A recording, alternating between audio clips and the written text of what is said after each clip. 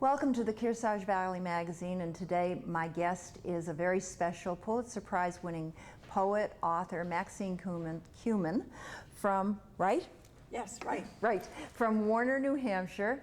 And the last time we met, we talked about vegetables in her garden and the wonderful poetry and a new baby foal that she had written about. Well, that's a long time. I know, but Wow. we talked about it. Yeah. Yes. Yeah. And now we're into aging. And we thought with the new 3 books that she has out, we would start with aging. And she despises it, and I despise it too. So what are we going to do about it? That's our only choice, right? We have to do it gracefully. Sure. So tell us what you think about aging, Maxine. Well, I'm staving it off as best I can, just as Boomer is at age 34. That she was our first foal 34 years ago.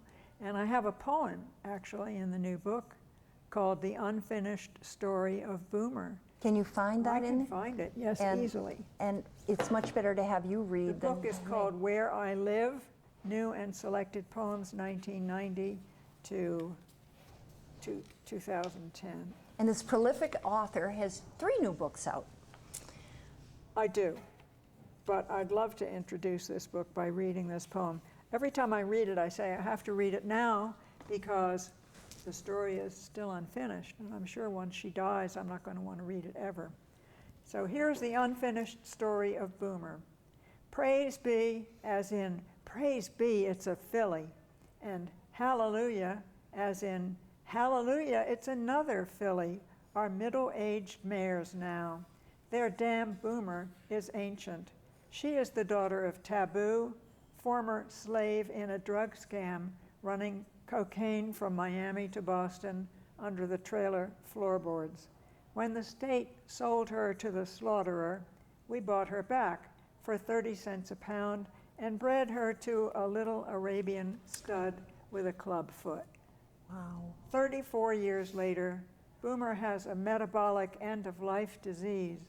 We'll give her one last summer on grass, the vet said cheerfully, stroking her mane.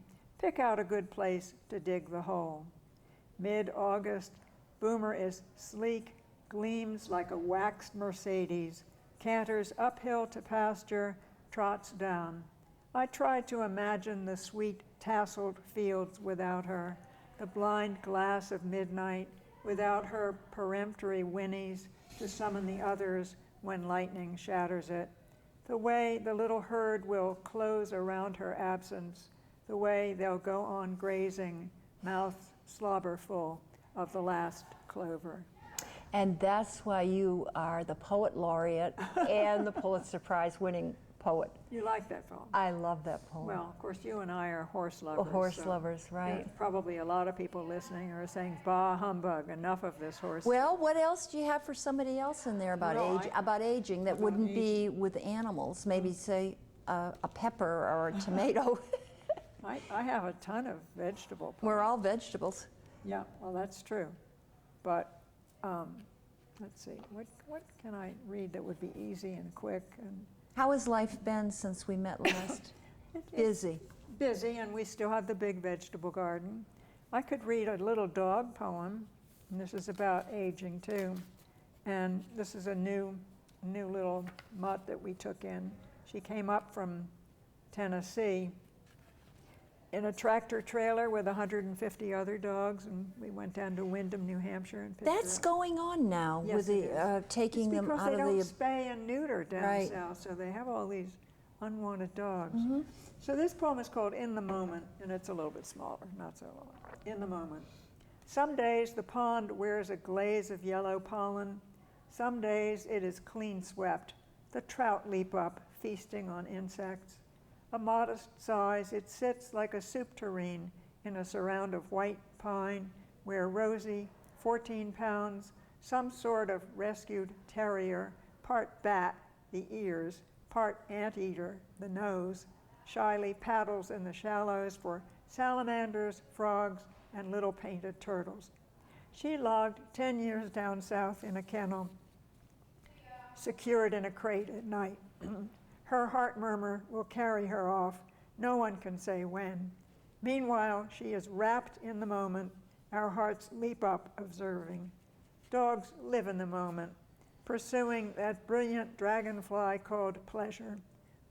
Only we, sunstruck in this azure day, must drag along the backpacks of our past, must peer into the bottom muck of what's to come, scanning the plot for words that say another year or not. You, Maxine, what do you do for yourself other than the poetry to keep your balance for the aging process? Well, Victor and I do about a mile walk, and you know, you've seen our farm, so you know it's Yes. all uphill pasture. Right. So we walk out, first it goes down, we do all the 5 fields, and that's about probably 14 acres right there. Then we come out at the top of the Elysian field and we walk across the woods road to the garden, and then we scoot along the garden to the pond, and we walk along the pond up into the driving ring where we don't drive anymore, and then through the upper pasture where we used to have mares and foals because it's relatively flat, and then down to the house. We do that every day. Oh, that's wonderful. Sometimes and he's 89. Yeah, he's a lot better than I am. I have terrible scoliosis, which I fight as best I can. But the main thing is just to keep moving. What about just to keep moving? Mm-hmm. And what about the balance in your head? Well, I'm not having a problem, I don't think, with the balance in my head. You're finding that There's a lot going on. There's a lot going on in writing. I haven't been writing poetry. I've been very, very distressed by the fact that I hadn't really written a poem in 9 months, and then one started, and it came. And now, because I've written several very political, angry, furious poems called my torture poems, I find I'm working on a connection of 6 sonnets that are going to be rants. Thanks so much, Gail. After these messages, I'll talk to Pam and Bunny Sanborn, owners of the Hole in the Fence Cafe, and we'll talk about what makes this new restaurant so special. We'll be right back.